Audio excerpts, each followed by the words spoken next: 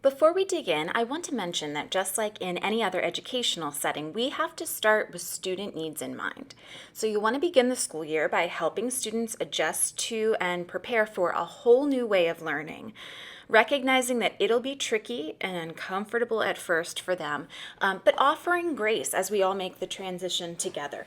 Realizing that we need to partner with them to help to train them to be successful in this type of learning.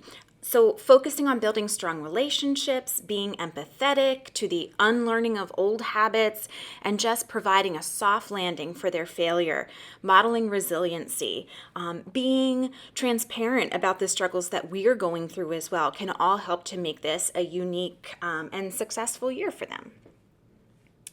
Let's start by identifying our hybrid model is a form of blended learning, and to define what that really means, Catlin Tucker, author of Blended Learning in Action, says that blended learning is active, engaged learning online combined with active, engaged learning offline or face-to-face. And I think that the connotation here is really important because we want to make sure that even when our learners are at home or working in any context asynchronously, that they are still active and engaged rather than passive learners. So let's start by identifying the mindset shift that we'll have to take as we plan for this year. This is the part that tends to be the most overwhelming.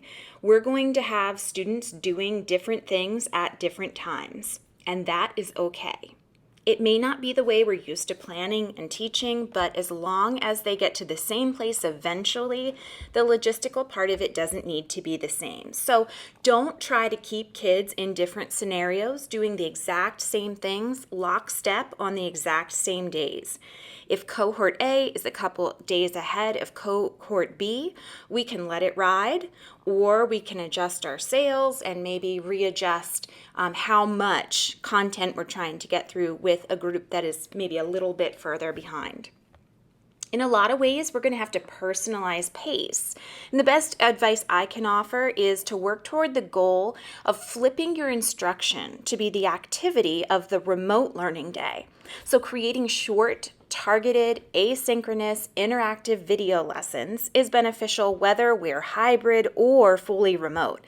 This will allow students to control the pace at which they consume and process information. They can pause, rewind, rewatch, which they can't do if they become distracted in a live classroom scenario. In light of health risks and precautions, recording instruction will also make managing absences much more efficient. Another benefit is anytime accessibility. If students have trouble on an assignment, if you offer spiraling practice and they're unsure, if you're in class and don't want to have to repeat yourself, those students can always go back and look at that instruction. It's on demand and ready for them at any time. And in this situation where we'll have parents who want to partner with us in teaching or helping their students, they also can see how you model a process or solve a problem. So you can equip them with the language and the explanation. A second shift in mindsets is going to be how your role will be different in a hybrid model. Part of this includes a loss of control, which is so difficult. We're used to being able to orchestrate everything that happens in our classrooms, and we all feel that students will learn better from us in person than they can at home or from a video or some other source. But part of what makes us who we are is the autonomy we have in designing lessons.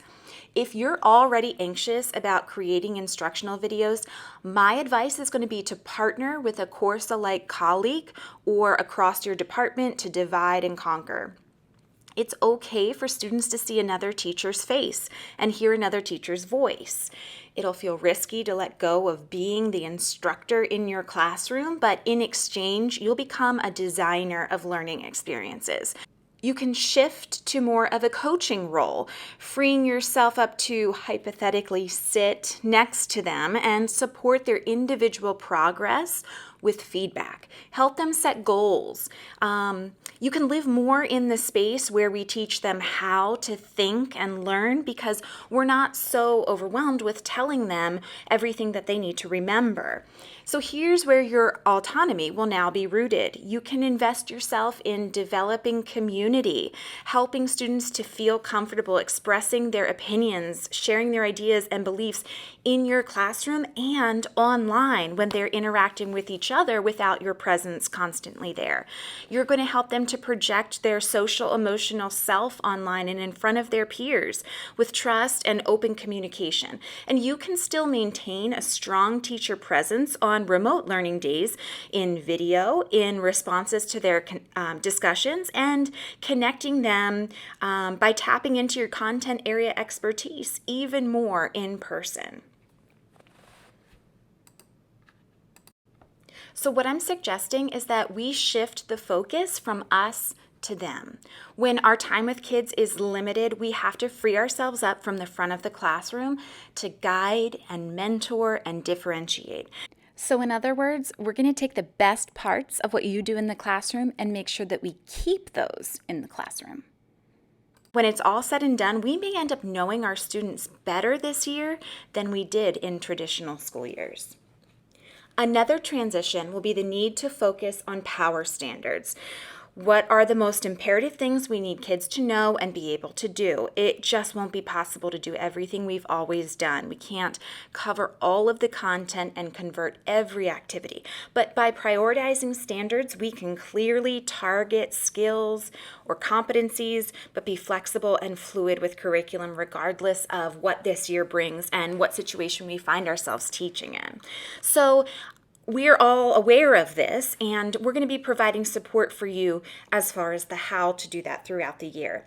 Key to this idea is that a lesson doesn't necessarily equal a day.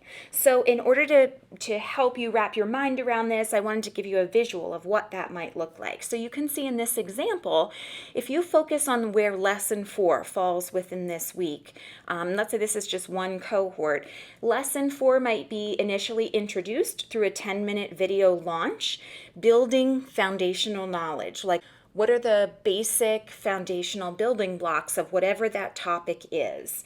That could wrap into Wednesday, face-to-face, where the teacher would then pick up where the video left off to enhance the instruction by modeling and reinforcement, and then really be there partnered with the student as a guide throughout their initial practice.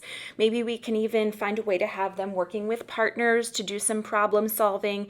That could be something that wraps into Thursday as well. We want to find opportunities to connect kids even on their remote days. But otherwise, we can take the lesson 4 demonstration of understanding, now giving them a choice about how they want to show what they've retained and what they've learned from that lesson that was building over the prior 2 days. So rather than having lesson 4 fit neatly into one day of the week, this is an example of how we might be able to reimagine the pace of that.